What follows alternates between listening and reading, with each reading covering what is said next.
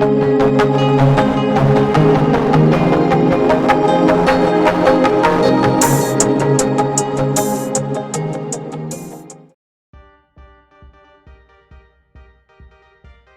ನನ್ನ ಸಹೋದ್ಯೋಗಿಗಳೇ, ಎಲ್ಲ ಮಾಧ್ಯಮ ಮಿತ್ರರೇ, ಈ ಮಾಧ್ಯಮ ಗೋಷ್ಠಿ ಒಂದು ಪಕ್ಷದ್ದು ಇಲ್ಲ ಒಂದು ಸರ್ಕಾರದಲ್ಲ. ಈ ಮಾಧ್ಯಮ ಗೋಷ್ಠಿ ಇಡೀ ರಾಜ್ಯದಲ್ಲಿ ಇರುವಂತ ಎಲ್ಲ ಕೂಲಿ ಕಾರ್ಮಿಕರ ಬದುಕು ಜೊತೆಗೆ ಗ್ರಾಮೀಣ ಪ್ರದೇಶದ ಅಭಿವೃದ್ಧಿ ವಿಚಾರದಲ್ಲಿ ಕಳೆದ 20 ವರ್ಷದಿಂದ ಏನು ನಮ್ಮ ಹಳ್ಳಿಯ ಜನ ದುಡಿದು ಬೆವರು ಸುರಿಸಿ ಆ ಊರನ್ನ ಅಭಿವೃದ್ಧಿ ಮಾಡ್ತಾ ಇದ್ರು ಮತ್ತು ವೈಯಕ್ತಿಕವಾದಂತ ಅವರ ಬದುಕಿನಲ್ಲಿ ಒಂದು ಶಕ್ತಿ ತುಂಬುತ್ತಾ ಇತ್ತು. ಅದಕ್ಕೆ ಇವತ್ತು ಒಂದು ಕೊನೆ ಇತಿಹಾಸವನ್ನ ಎಳೆದಿದ್ದಾರೆ. ನನಗೆ ಆಶ್ಚರ್ಯ ಆಗ್ತದೆ.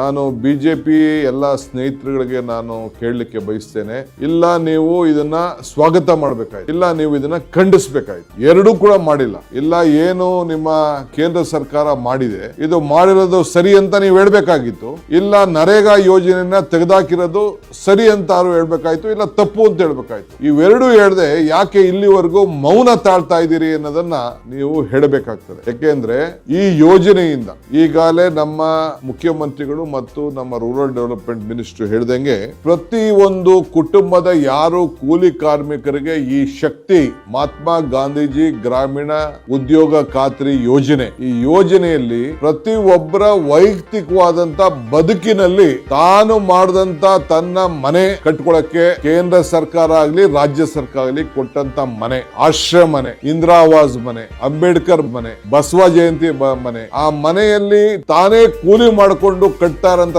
ಸಣ್ಣ ಮನೆಗೆ ತಾನೇ ಕೂಲಿ ತೆಗೆದುಕೊಳ್ಳುವಂತ ಶಕ್ತಿ ಇವತ್ತು ಮನಮೋಹನ್ ಸಿಂಗ್ ಅವರ ಸರ್ಕಾರ, ಕಾಂಗ್ರೆಸ್ ಸರ್ಕಾರ, UPA ಸರ್ಕಾರ ಕೊಟ್ಟಿದೆ. ಜೊತೆಗೆ ಪ್ರತಿಯೊಬ್ಬನ ಜಮೀನಿನಲ್ಲಿ ಜಮೀನ್ ಮಟ್ಟ ಮಾಡ್ಕೊಳ್ಳಿಕ್ಕೆ, ಇಂಗು ಗುಂಡಿ ತೋಡ್ಕೊಳ್ಳಿಕ್ಕೆ, ಇಲ್ಲ ಏನಾದ್ರು ಒಂದು ಗಿಡಗಳನ್ನ ರೇಷ್ಮೆ ಹಾಕ್ಲಿಕ್ಕೆ, ಮಾವಿನ ಗಿಡ ಹಾಕೊಳ್ಳಿಕ್ಕೆ, ಇಲ್ಲ ಯಾವುದೇ ಆಗ್ಲಿ ಅವನು ವ್ಯವಸಾಯ ಮಾಡ್ಕೊಳ್ಳಿಕ್ಕೆ, ಅವನ ವ್ಯವಸಾಯ ಮಾಡ್ಕೊಳ್ಳೋದಕ್ಕೂ ಕೂಡ ಅವನಿಗೆ ಕೂಲಿಯನ್ನ ಪಡ್ಕೊಳ್ಳಿಕ್ಕೆ, ಅದನ್ನ ರಿಜಿಸ್ಟರ್ ಮಾಡ್ಬಿಟ್ಟು ಕೂಲಿಯನ್ನ ಪಡ್ಕೊಳ್ಳಿಕ್ಕೆ ಒಂದು ಅವಕಾಶ ಇದೆ. ನಾನು ತಮ್ಗೆ ಹೇಳಲಿಕ್ಕೆ ಬಯಸ್ತೇನೆ, ನೋಡಿ, ಒಂದು ಇನ್ಫ್ರಾಸ್ಟ್ರಕ್ಚರ್ ಬೇರೆ ವಿಚಾರ, ನಾನು ಅದಕ್ಕೆ ಆಮೇಲೆ ಬರ್ತೀನಿ. ಇಂಡಿವಿಜುವಲ್ ಆಗಿ improving livelihoods through horticulture, sericulture, plantation, forestry, ಆಮೇಲೆ ಡೆವಲಪ್ಮೆಂಟ್ ಆಫ್ ವೇಸ್ಟ್ ಲ್ಯಾಂಡ್, ಯಾವ್ದಾದ್ರು ವೇಸ್ಟ್ ಲ್ಯಾಂಡ್ ಅಂತ ಅವ್ರ ಭೂಮಿಗಳಲ್ಲಿತ್ತು ಅದನ್ನೆಲ್ಲ ಮಟ್ಟ ಮಾಡ್ಕೊಳ್ಳಿಕ್ಕೆ ಸ್ವಂತ ಭೂಮಿಲಿ, unskilled wages construction houses sanction and Indira Awas Yojana and other state and central government scheme.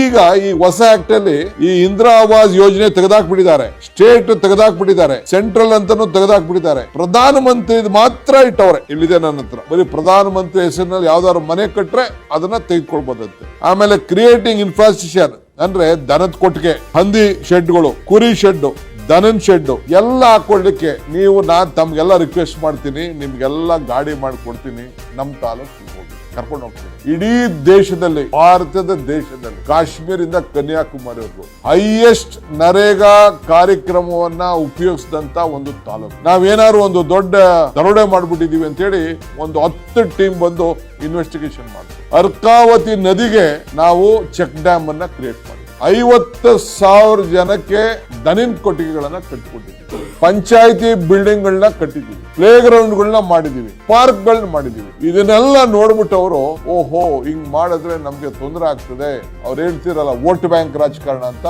ಅದಕ್ಕೆ ಏನಾದ್ರು ಧಕ್ಕೆ ಆಗ್ತದೆ ಅಂತ ಹೇಳಿ ಇವತ್ತು ಮಾರಕವಾಗಿ ಇವತ್ತು ಎಲ್ಲಾ ಪಂಚಾಯತಿಗಳಿಗೆ, ಪಂಚಾಯತಿ ಮೆಂಬರ್ಗಳಿಗೆ ಕೊಟ್ಟಂತ ಅಧಿಕಾರ ಏನಿತ್ತು, ಯಾಕೆಂದ್ರೆ ಪ್ರತಿಯೊಂದು ಕಾರ್ಯಕ್ರಮಗಳ ಕೂಡ ಯಾರ್ಯಾರು ಕೂಲಿ ಮಾಡ್ಕೊಳ್ಳಿಕ್ಕೆ ಶಕ್ತಿ ಇತ್ತು, ಯಾರ್ಯಾರು ಅವನ ಜಮೀನಿನಲ್ಲಿ ಅವನು ಉತ್ಪಾದನೆ ಮಾಡ್ಕೊಳ್ಳೋಕೆ ಶಕ್ತಿ ಇತ್ತು, ಅದನ್ನ ಹೋಗಿ ಪಂಚಾಯತಿಗೆ ಒಂದು ಅರ್ಜಿ ಕೊಡ್ತಿದ್ದ, ಪಂಚಾಯತಿಯವರು ಪ್ಲಾನ್ ಆಗ್ತಾ ಇದ್ರು, ಅದನ್ನ ಲೋಡ್ ಮಾಡ್ತಾ ಇದ್ರು, ಅವನಿಗೆ ನೇರವಾಗಿ ಅವನ್ ಕೂಲಿ ಮಾಡ್ಕೊಳ್ಳೋದಕ್ಕೆ ತಂಬನ್ನು ಕೊಟ್ಟು, ಅದು ಬಯೋಮೆಟ್ರಿಕ್ ಕೂಡ ಈಗ ಅವಕಾಶ ಇದೆ. ಅದನ್ನ ಇವತ್ತು ತಪ್ಪಿಸಿ ಇದನ್ನ ಕಾಂಟ್ರಾಕ್ಟ್ಗಳಿಗೆ ಕೊಟ್ಟಿದ್ದಾರೆ. ನೀವು ತೆಗೆದುಕೊಂಡು ನೋಡಿ, ಈಗಿನ ಕಾನೂನು ನಾವಿಲ್ಲಿ ಕೊಟ್ಟಿದ್ದೀವಿ ಲಾಸ್ಟ್ ಅಲ್ಲಿ, ಗುತ್ತಿಗೆದಾರರಿಗೆ ಅವಕಾಶ ಮೊದಲು ಇರಲಿಲ್ಲ, ಈಗ ಗುತ್ತಿಗೆದಾರರಿಗೆ ಅವಕಾಶ ಇದೆ, ಕಾಂಟ್ರಾಕ್ಟರ್ಗಳಿಗೆ ಈಗ ಬೆಳೆಸಲಿಕ್ಕೆ. ಅದು ಏನು ಕೇಂದ್ರ ಸರ್ಕಾರದಿಂದ ನೇರವಾಗಿ ಆರ್ಟಿಫಿಷಿಯಲ್ ಇಂಟೆಲಿಜೆನ್ಸ್ ಉಪಯೋಗಿಸಿ ಅಲ್ಲಿಂದನೇ ಹೇಳ್ತಾರಂತೆ ಯಾವ ತಾಲೂಕಲ್ಲಿ ಕೆಲಸ ಮಾಡಬೇಕು, ಯಾವ ಊರಿನಲ್ಲಿ ಕೆಲಸ ಮಾಡಬೇಕು ಅಂತೇಳಿ. ಈ ರೀತಿ ಈ ಯೋಜನೆ ಏನು ಇವತ್ತು ತಂದಿದ್ದಾರಲ್ಲ, ಮುಂದಕ್ಕೆ ನಾನು ಬಿಜೆಪಿ ರಾಜ್ಯದ ಯಾವ ರಾಜ್ಯದಲ್ಲೂ ಇದು ಸಕ್ಸಸ್ ಆಗಲ್ಲ. ಬಿಡಿ, ಇದು ನಮ್ಮ ಸರ್ಕಾರಗಳದ್ದು ಬಿಡಿ, including the own BJP run state, even ಆ ಸ್ಟೇಟ್ ಅಲ್ಲೂ ಕೂಡ ಈ ಕಾರ್ಯಕ್ರಮವನ್ನ ಯಶಸ್ಸು ಮಾಡ್ಲಿಕ್ಕೆ ಸಾಧ್ಯ ಇಲ್ಲ. ನಾನು ಹೇಳ್ತಾ ಇದ್ದೀನಿ, any central minister Y has not welcomed it? ಇಲ್ಲ ನಾವು ನರೇಗಾ ತೆಗೆದಿದ್ದು, ನಾವು ಒಳ್ಳೆ ಕೆಲಸ ಮಾಡಿದೀವಿ, ನರೇಗಾ ಕಿತ್ತಾಕಿದ್ದು ಅಂತ ಯಾಕೆ ಮಾತಾಡ್ತಾ ಇಲ್ಲ?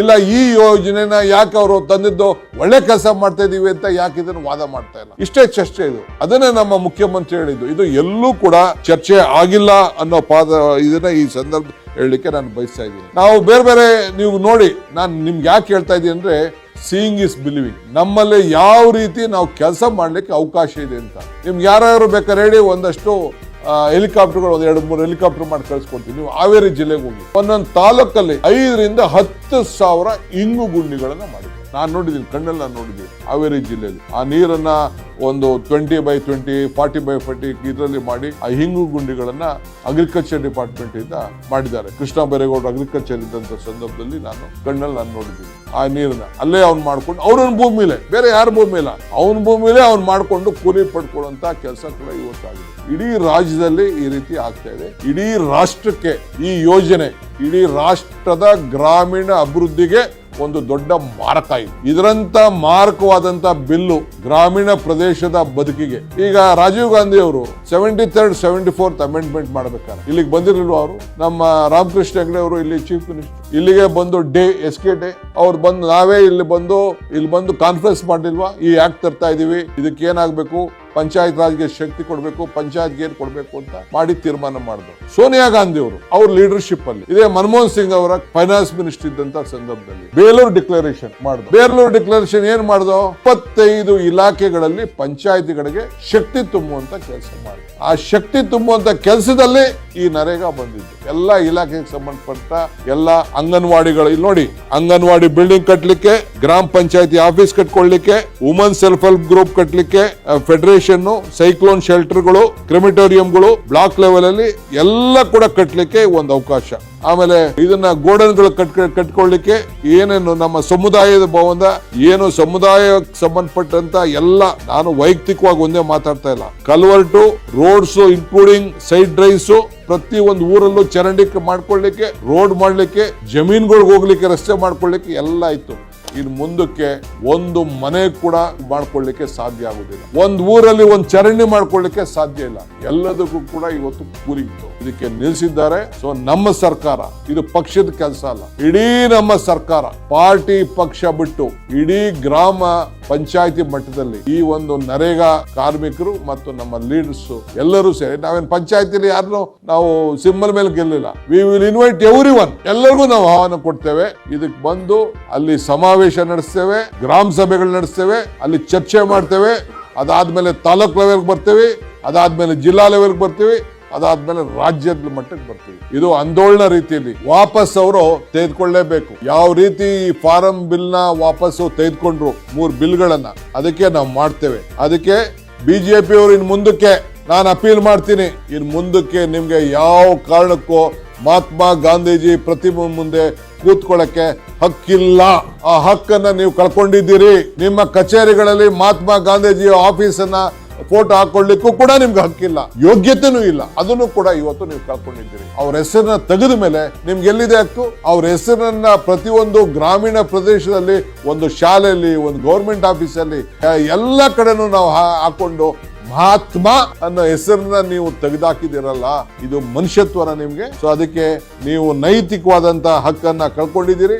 ಮಹಾತ್ಮ ಗಾಂಧೀಜಿ ಭಾಷಣ ಮಾಡೋದು ಬೇಡ, ಅವ್ರ ಊನಾರ ಹಾಕೋದು ಬೇಡ. ಅವ್ರ ಹೆಸರನ್ನ ಯಾರು ಒಬ್ಬ ಮಹನೀಯರು, ಈಗ ಜವಾಹರ್ಲಾಲ್ ನೆಹರು ಅವರ ಹೆಸರಿನಲ್ಲಿ ನಾವು ಮಕ್ಕಳ ಜಯಂತಿ ಅಂತ ಮಾಡ್ತಾ ಇದ್ದೇವೆ. ಡಾಕ್ಟರ್ ರಾಧಾಕೃಷ್ಣ ಅವರ ಜನ್ಮದಿನ ಟೀಚರ್ಸ್ ಅಂತ ನಾವು ಮಾಡ್ತಾ ಇದ್ದೇವೆ. ಚರಣ್ ಸಿಂಗ್ ಅವರ ಜನ್ಮದಿನ ರೈತರದು ಅಂತ ನಾವು ಮಾಡ್ತಾ ಇದ್ದೇವೆ. ಸೊ ಹಂಗೆ ಪ್ರತಿಯೊಂದು ಜಯಂತಿಗಳನ್ನ ನಾವು ಮಾಡ್ತಾ ಇದ್ದೇವೆ. ಅಂಬೇಡ್ಕರ್ ಅವರು ಹುಟ್ಟಿದ ದಿನ ನಾವು ಸಂವಿಧಾನದ ಬಗ್ಗೆ ಎಷ್ಟು ಗೌರವ ಕೊಡಬೇಕು ಅದನ್ನ ನಾವು ಮಾಡ್ತಾ ಇದ್ದೇವೆ. ಸೊ ಹಂಗೆ ಇವತ್ತು ಇನ್ನು ಮುಂದಕ್ಕೆ ಬಿಜೆಪಿಯವರು ಯಾವ ಕಾರಣಕ್ಕೂ ಮಹಾತ್ಮ ಗಾಂಧಿ ಹೆಸರನ್ನ ದಯವಿಟ್ಟು ನಿಮ್ಮ ಮಾತಿನಂತೆ ನಡೀತಾ ಇದ್ದೀರಿ, ನಿಮ್ಮ ಸರ್ಕಾರದ ಆದೇಶದಂತೆ ಇದ್ದೀರಿ ಅಂತಂದ್ರೆ ದಯವಿಟ್ಟು ಹೀಗೆ ತೆಗೆದ್ಬಿಟ್ಟು ನಮ್ಗೆ ಗಿಫ್ಟ್ ಮಾಡಿ ಆ ಫೋಟೋಗಳನ್ನ ಕಳ್ಸಿಕೊಡ್ತೀವಿ, ನಾವು ಇಟ್ಕೊಳ್ತೀವಿ. ನಾವು ಮನೆಗೂ ನಾವು ಹಂಚ್ಕೊಳ್ತೇವೆ. 100 ವರ್ಷ ಆಗಿದೆ ರೀ, 100 ವರ್ಷ ಮಹಾತ್ಮ ಗಾಂಧೀಜಿ ಅವರು ಈ ದೇಶದ ಸ್ವಾತಂತ್ರ್ಯದ ನಾಯಕತ್ವವನ್ನು ವಹಿಸಿ 100 ವರ್ಷ ಆಗಿದೆ. ಆ 100 ವರ್ಷದ ಸಂಭ್ರಮ ಆಚರಣೆ ಮಾಡೋಂಥ ಸಂದರ್ಭದಲ್ಲಿ ಅವ್ರ ಹೆಸರನ್ನ ತೆಗೆದು ಅವ್ರನ್ನ ಹೆಸರಿಗೆ ಕೊಲೆ ಮಾಡ್ತಾ ಇದ್ದೀರಲ್ಲ,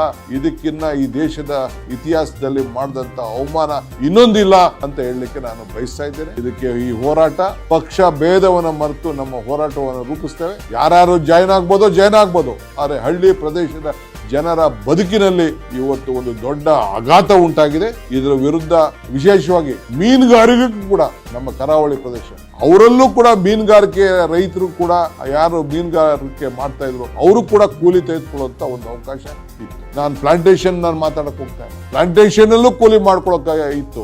ಈಗ ಇಡೀ ರಾಜ್ಯದಲ್ಲಿ ಅವರು ಕೂಲಿ ನಗರಗಳಲ್ಲಿ ಬಿಟ್ಟು ಗ್ರಾಮೀಣ ಪ್ರದೇಶದಲ್ಲಿ ಮಾಡ್ಕೊಳ್ಳುವಂತ ಅವಕಾಶ ಇತ್ತು. ರಾಜಸ್ಥಾನದಲ್ಲಿ ನಗರದಲ್ಲೂ ಆಗ್ಬೇಕು ಅಂತ ಕಾಂಗ್ರೆಸ್ ಪಕ್ಷ ಸರ್ಕಾರ ಒಂದು ಕಾನೂನು ತೆಗೆದುಕೊಳ್ಬಹುದು. ಸೊ ಅದರಿಂದ ಈ ವಿಚಾರದಲ್ಲಿ ನಮ್ಮ ಪಕ್ಷ ಮತ್ತು ಸರ್ಕಾರ ಜೊತೆ ಸೇರಿ ಈ ಹೋರಾಟವನ್ನ ತೆಗೆದುಕೊಂಡು ಹೋಗ್ತದೆ ಅನ್ನೋ ಮಾತನ್ನ ಈ ಸಂದರ್ಭದಲ್ಲಿ ತಮ್ಗೆ ಹೇಳಲಿಕ್ಕೆ ನಾನು ಬಯಸ್ತಾ ಇದ್ದೇನೆ.